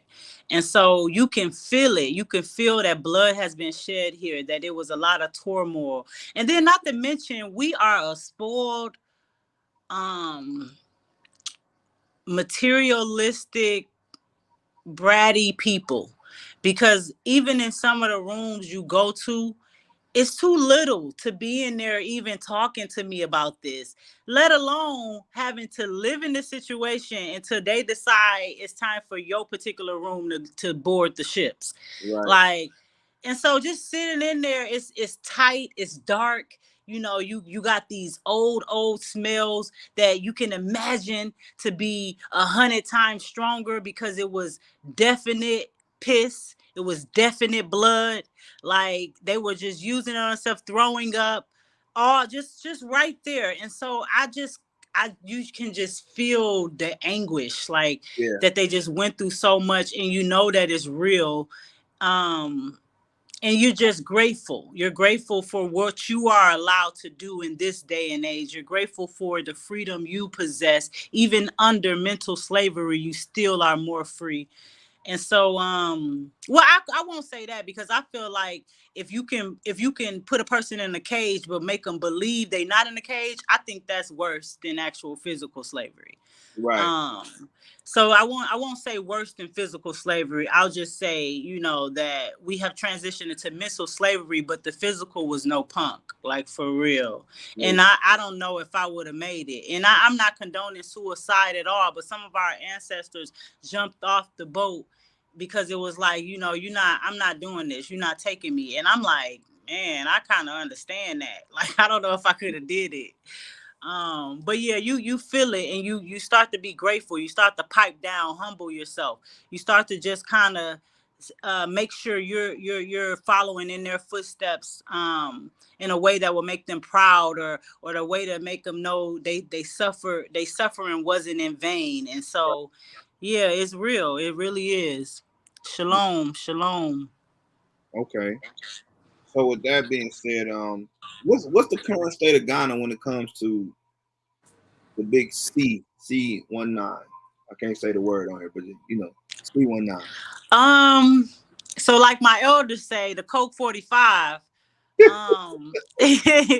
they it's literally obsolete. It doesn't exist here, but the rest of the world will not tell you that, because they have placed a mandate here first, making the rest of the world second think Africa, which is the objective, is to turn you off again of Africa, because y'all starting to like Africa, y'all starting to ask too many questions. So we're gonna make the mandate mandatory there first, so we can start discouraging you more. Yeah. Meanwhile, while they telling y'all about a mandate here, I'm living here and we're barely wearing masks. There's only like 3 or 4 stores that made it mandatory to have a mask to walk in the store. But even that was just like protocol. Like they wasn't like no, take off, like put your mask on. Like nobody cared. And so then they lifted the mandate, and then America made it where you had to have a COVID shot within 48 hours of travel. And then when you got to Ghana, you had to get another Coke 45 shot. And they lifted that. Now you don't have to get another one. But it keeps changing. Every other week, a new person come into Ghana and they have a different story. Yeah. So I'm not sure as of right now what their stipulations are, but Ghana is a puppet to America. So anything you see here going on that you might frown upon is normally America orchestrating it to stop the second Exodus. Like, so. So do they still require the yellow fever shot? Yes, the yellow fever shot is mandatory. But what I want to say is that this is normally a shot you probably took all your life to get in school. Like we've been taking it forever, and you might even be up to date. That's how much we have to take it. Battery is running low. Plug in the power adapter now. But some people don't get asked for it. I've had a few people that come through the airline and they just didn't ask for that part. So I would say be prepared with it. But a lot of people is not being asked for that because of Coke 45 is like the leading concern right now. Got you. Yeah. Okay. So with that being said, how important do you think it is for the African diaspora to at the least visit? At the least visit, it is very important. On the scale of 1 to 10 of its importance, it will be in 100. So you need to be like understanding what's going on here, and maybe just a visit will give you that enlightenment that you and I've been talking about, like how we felt, like what we know when we got to this continent. People, if you just visit, that you will start to get some of that clarity that we're trying to explain to you. Like if there's even a small inkling in you that feel like you should leave America or you should be in Africa, then you need to just hone in on that inkling and just visit. And then you're going to start to get more clarity and be aligned with people and different things that'll help you make that decision more forthcoming. So yeah, I think it's important. Okay. And do you believe, right? You got different people, who say different things and beliefs. So I'm gonna ask you, do you believe that the African diaspora, the Hebrews, should leave America? Yeah, I think they should definitely leave America. It don't gotta be Ghana. But America has to fall. Like it's going to be a stream of things from things that already are happening. You know, the dollar is going to crash, the new world order going to be enforced, which is going to invoke martial law. This is going to be a different world already than we know it. So say, for example, you don't believe in the scripture of prophecy. You don't believe America is going to burn. Um, Say, for example, you don't believe that. That's fine. But you cannot deny the stream of things that's unfolding. You know, it's a sovereignty, sovereign country now. You know, your rights are being toyed with. And so you cannot deny the dollar is crashing. You cannot deny martial law has been in training the last decade. Like you can't deny these type of current events that may or may not be world news. You still know them. You still know what's happening with cryptocurrency, with crypto land. You see this new thing happening. Right. Anyways, even if you only believe in this new thing that's happening, that's already a different world than you know it. You're not, it's not going to be the same grocery store. It's not going to be the same gas stations. Like it's not, none of it going to be the same. So even if you only agree that, yeah, the world is shifting, that's already enough to know to leave there, because you're not going to be able to have a voice, a say. You're not even going to be able to travel after a certain part. And so, yeah, I think you should leave America. Even if you don't believe in prophecy or you don't come to Ghana, it ain't in America. My opinion. I'm glad you said that, right? I was actually meditating on that today, right? And that very statement you said, if you don't believe in prophecy, you don't believe in this, right? And what I realized, and no matter what belief or religion we're in, a few common things that always talked about, we all agree that America's Babylon. We all agree that we at one point in time we gotta face Judgment Day, right? And we all agree that America is going to fall, no matter what your belief is, even if right. you believe that. You know what I'm Yeah. saying? You believe that. You believe that. So if that's the case, it comes to a statement of, or a question of why would you stay? If whatever your belief is, if we all agree on that, why would you stay? And right. Is what did the scripture say? A dog returns to his vomit. Yes. We enjoy the oppression. You know, we enjoy the abuse. And we try not to, and the reason we enjoy it because to see the truth hurts. Right. The truth is ugly, and it comes in an ugly form at first, but once you get past the storm, you'll start to see that rainbow, that covenant. You know, so I totally agree. She got kicked off again. I totally agree. So, until she get back on, y'all, we only got a few more questions. Make sure y'all like, comment, and subscribe to the video. I really hope y'all enjoying it. She bringing some fire information, y'all. So make sure y'all like, subscribe, and comment. We're going to wait till she get back on. In the meantime, let me see. While we waiting on her, let me share my screen real quick. So y'all can, if y'all want to subscribe to her YouTube as well. Let me see. If y'all want to subscribe to her YouTube and check her out, because she does do videos on there too. Share my screen. Let me do this. So this is her YouTube channel right here. Alita Yasharahla. That's her YouTube. As y'all see, she got the lemongrass mosquito repellent on deck. She does do music as well. She was telling me she got the body cream. Y'all can go subscribe to her channel. See that? So if y'all really want some information on Ghana, any updated information, y'all make sure y'all follow her channel as well. Like I said, she do music too. She do got bars. So do not play with her. She do got bars. So y'all make sure y'all get it. Y'all go subscribe to her channel too. We back. Yeah, you funny. She do got bars. Let them know I. When we gonna get some more music? Huh? When we gonna get some more music?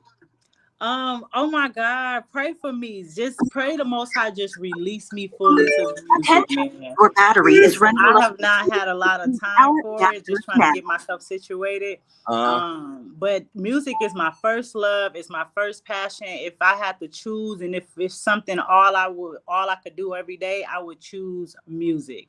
So it's coming. Yeah, I got the studio set up. I just been so busy with these businesses, with the land. So soon come. You know we wait. You know we wait. Yeah, I appreciate you. So would you ever go back to America? I already know the answer, but I don't want. Would you ever go back to visit? No, I'm never going.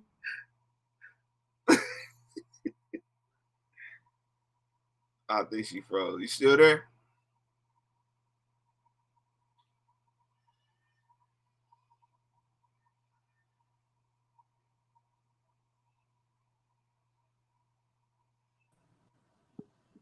You good? You there?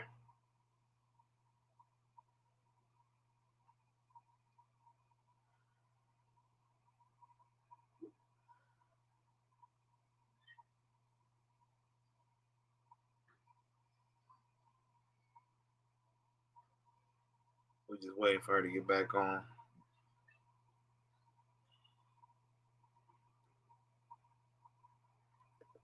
She froze up.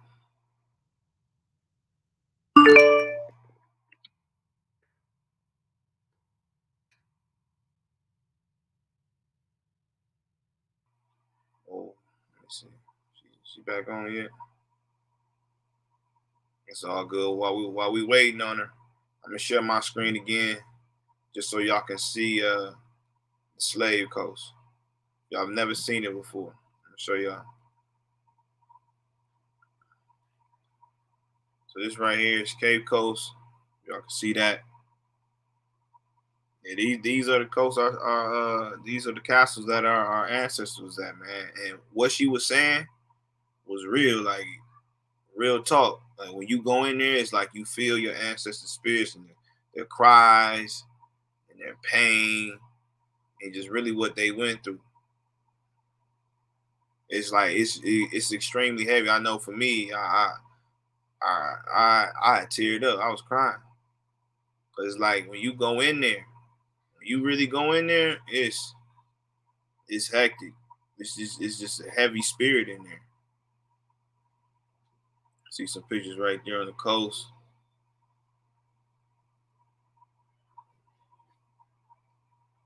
Let's see that. Male slave dungeon. Let me see if I can show y'all the door of no return. And the door of no return is extremely small, y'all. It's extremely small. So imagine they were in these castles for months at a time till they were shipped off to America. They wasn't eating like that, so they had lost a lot of weight. A lot of weight. And as y'all know, it was millions. It was millions. This right here is I guess you want to call like there's a place of it's a shrine or something. I don't know exactly, but this is where they make a prayer for the ancestors right here, if I remember correctly. Like, look at these places, man. Look at these places. This is where our ancestors was at.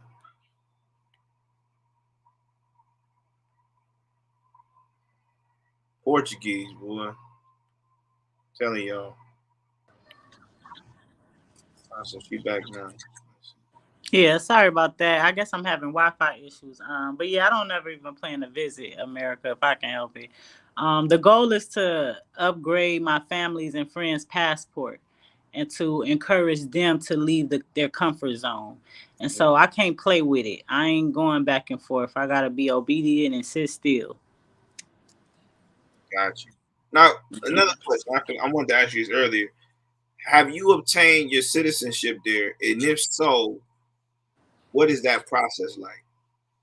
No, I haven't obtained citizenship yet, but I am on the list for the next group of people. So preferably, how you say prayerfully? How you say it? So prayerfully, so prayerfully, I will be in the next group of people that get citizenship. I guess like every year they do like 100 or so people that they granted to, or every 2 years or something like that. So hopefully I'm within that next batch. But the process is very long, which I'm really disappointed in Ghana for, because they told us to come home. They offered all this incentives, land and citizenship, and then you get calling me. You get here and it ain't none of that. It's very, very hard to get citizenship in Ghana. I even know someone that went to Kenya and got citizenship within a couple months. I don't know why it's so difficult here, other than, like I said, America run Ghana. But yeah, it's very, very, very difficult. You got to know the right people. You got to be in the right rooms. But I do have residency. So with residency, I was allowed to get a bank account, a PO box, digital money, which they call Momo or mobile money, a car.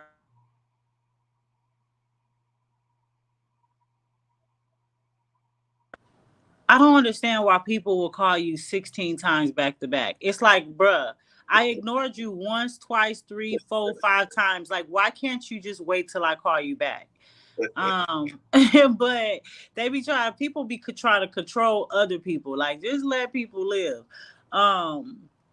But yeah, that's pretty much my So, answer, I guess.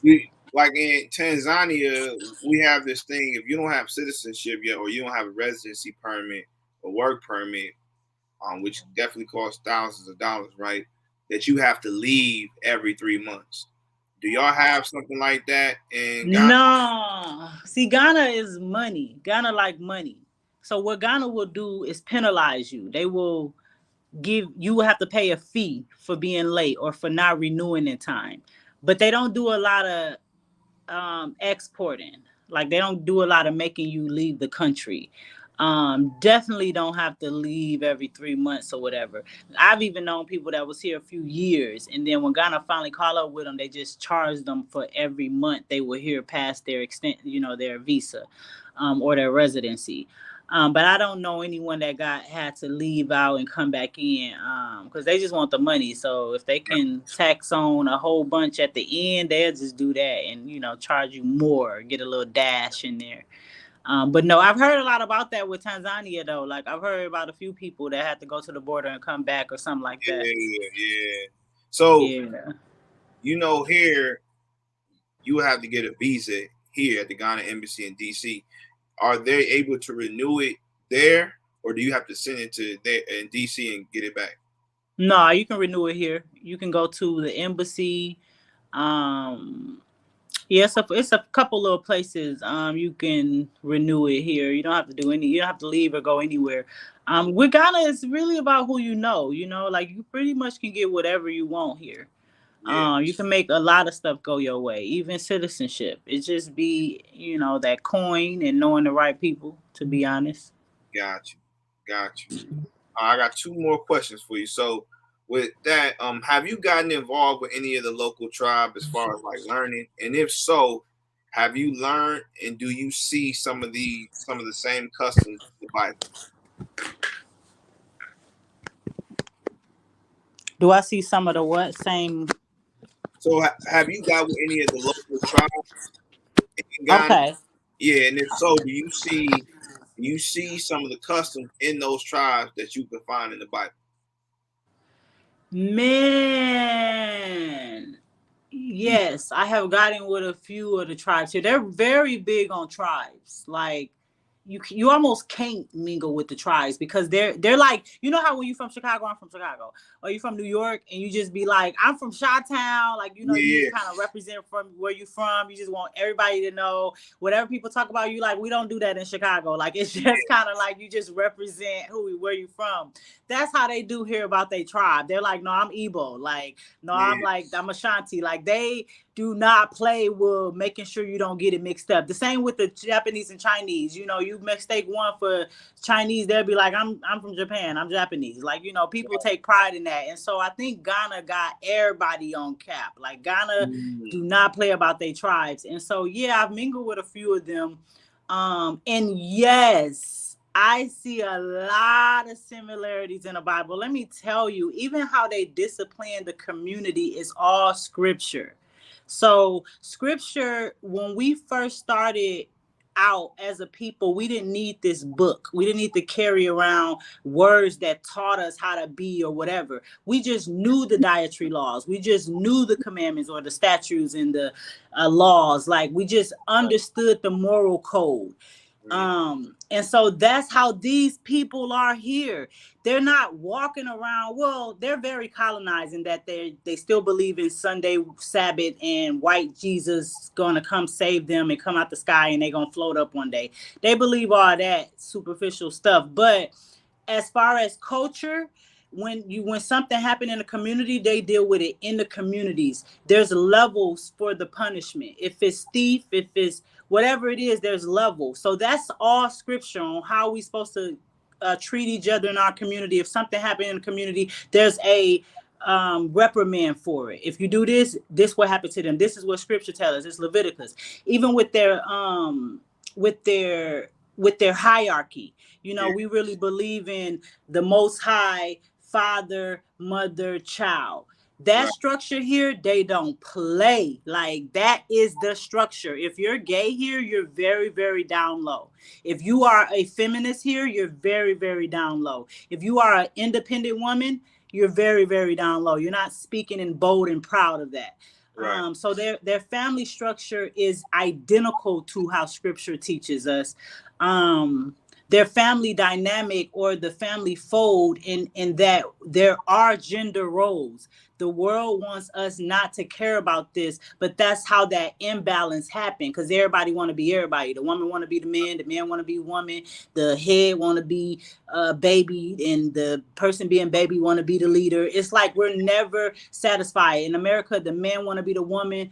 It's literally, like, not like in a relationship, that's one way, but they literally want to be a man. Like, they literally want to be a woman in America. So here it's like the gender roles are not foggy. It's very defined. And so a man has a certain set of goals and checklists. A woman have a certain set of goals and checklists. A child have a certain set of goals and checklists. Collectively, it's nation building and it's keeping a foundation strong. But in America, we're taught, well, just because you a woman don't mean you can't do it, or it's you a man, but you know, it's just it's a very foggy line with our roles. And then if you try to define them or even have this conversation, then you're looked at as a womanizer, or you're looked at as homophobic. You know, we have to walk on eggshells with these certain topics. In Ghana, you don't have to like it. This is what it is. If you don't like our lines being defined, you're going to have to leave the country, because we're not obliging to America's order of how we do things.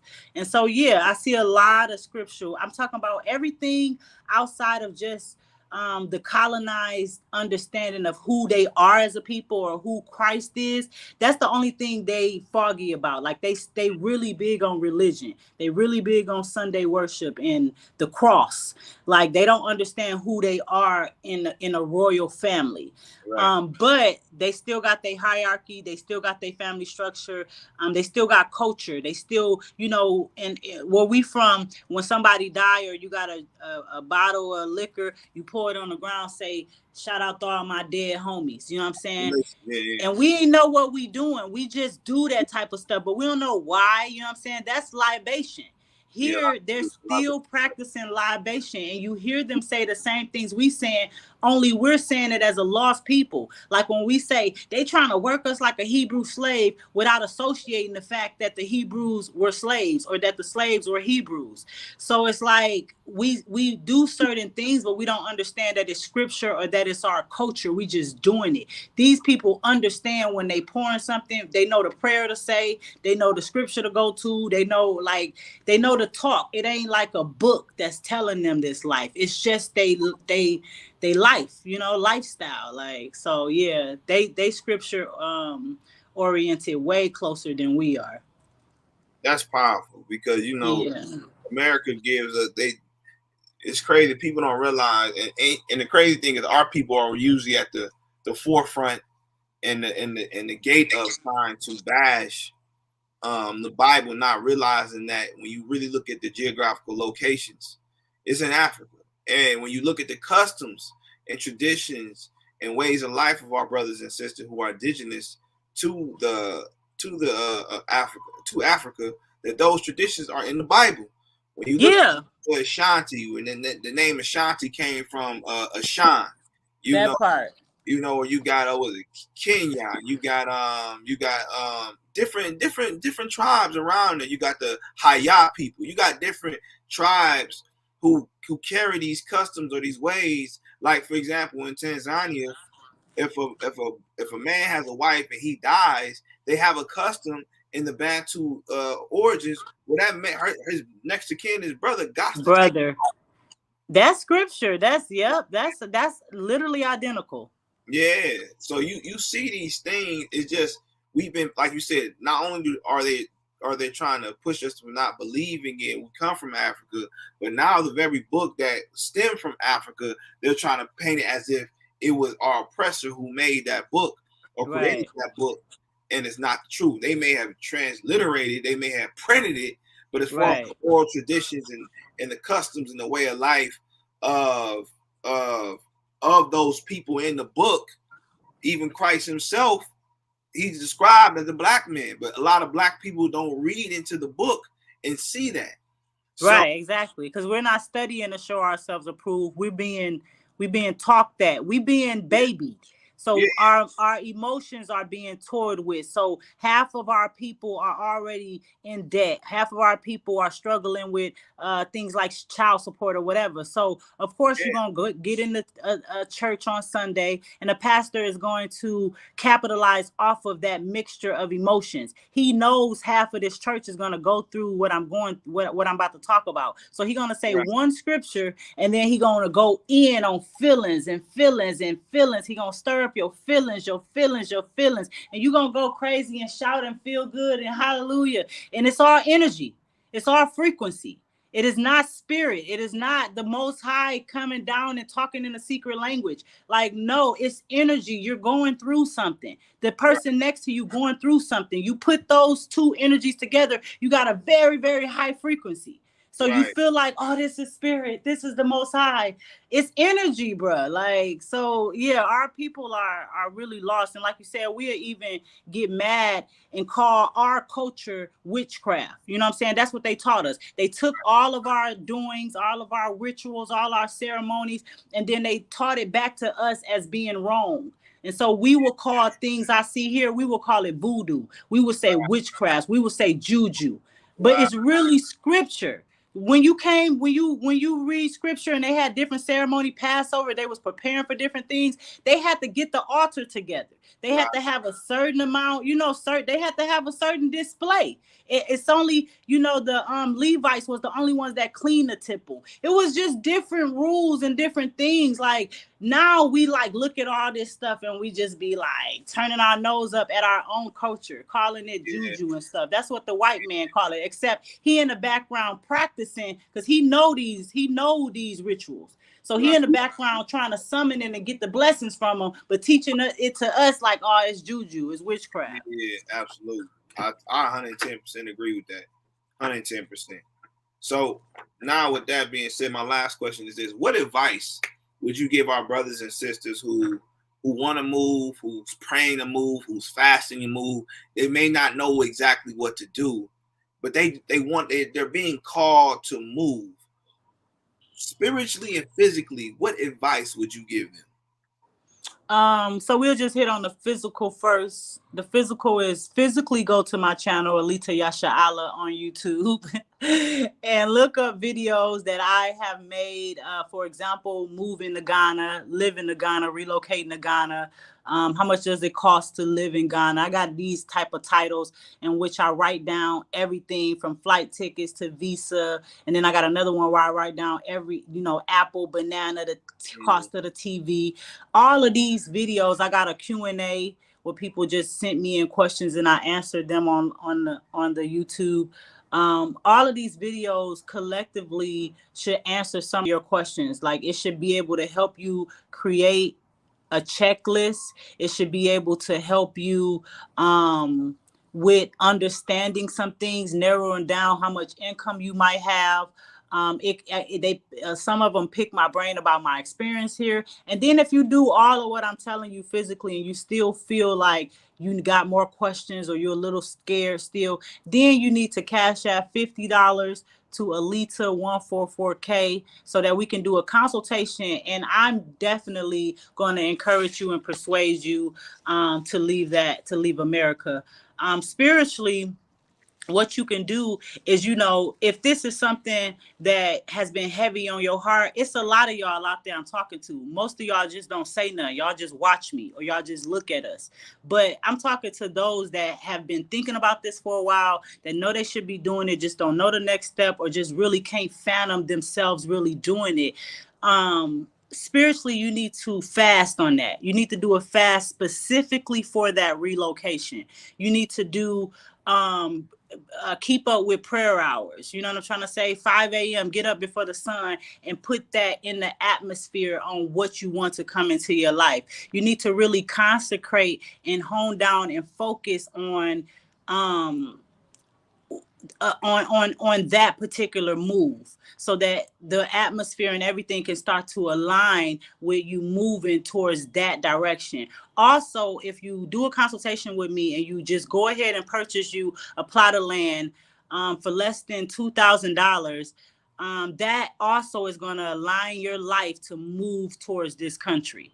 I know people that didn't know what they wanted to do. They just know they should be here, and so they bought a plot of land and just let it sit, and then everything else in their life started moving in this direction because they needed to visit the land. They wanted to see it, and so they aligned themselves up to be here without even knowing it. Focus, sit down and save, and really write out a vision board. Really make a plan, because this is not easy. It is not, the normal people are not doing this. It's only a remnant doing it. It's only an elite of people that will adhere to this call. And so I'm talking to you. Just do it, period. Absolutely. Perfectly said.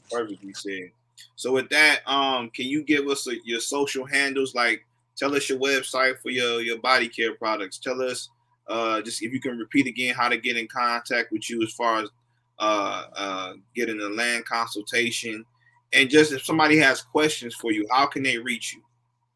Okay. So I'll give you a few things. I'll give you a social media handle first. So I'm on Instagram, Alita _Yasharahla.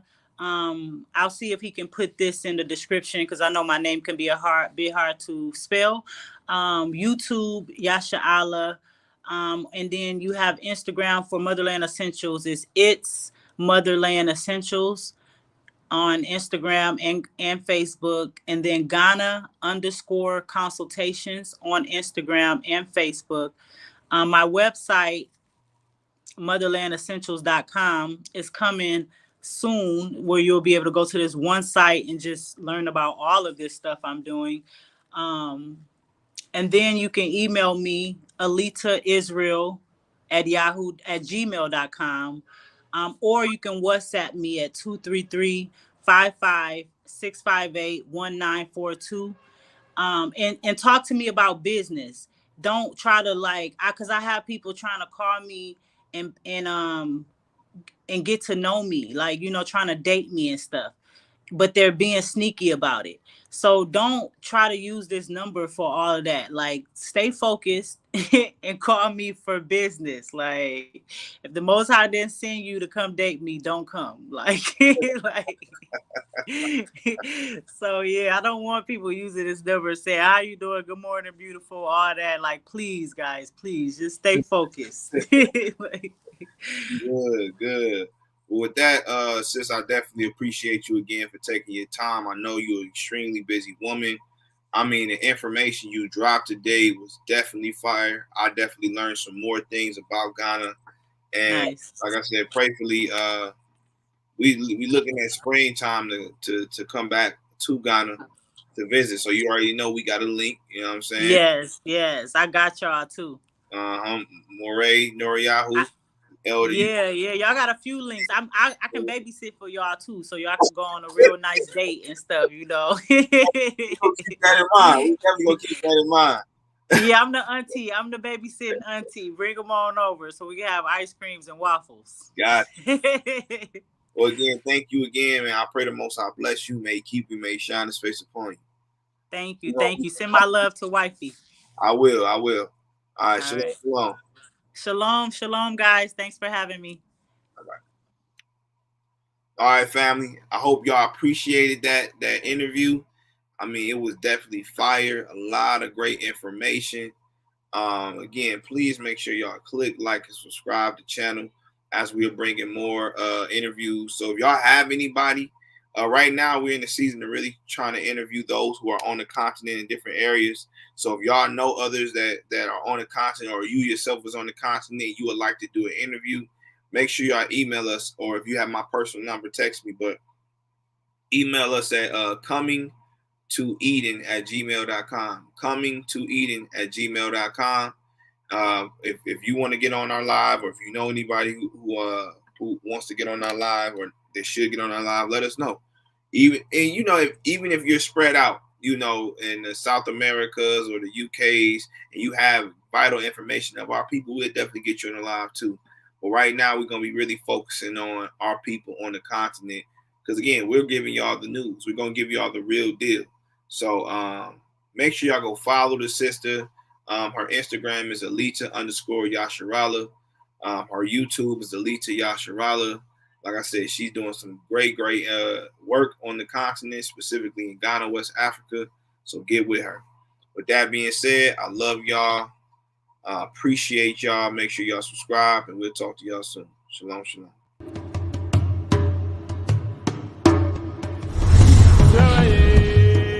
Man loses his way. He must look to nature to get back to a holistic path. For 400 years, we have been taught a diet that is not only contradictory to nature, but to our bodies as well. Man has been so far removed from his natural habitat that we have forgotten the natural way of healing ourselves. God in the beginning gave us herbs for the healing of the nations. We must understand and overstand that once we understand to keep our bodies in a natural and rhythmic homeostasis state, that we have then found the keys to rid our bodies of disease.